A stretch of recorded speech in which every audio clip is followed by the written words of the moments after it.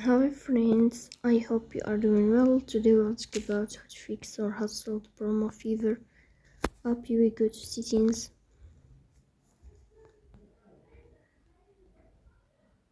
Here we click on apps, default apps, app settings. In this list you will search about Fiverr app and you will click here. In this page of app info you will go to first stop and you will click OK. Here you will enter to storage. Then here we click on clear cache.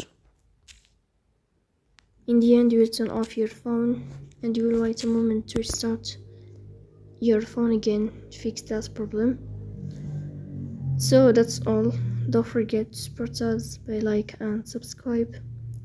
See you next time.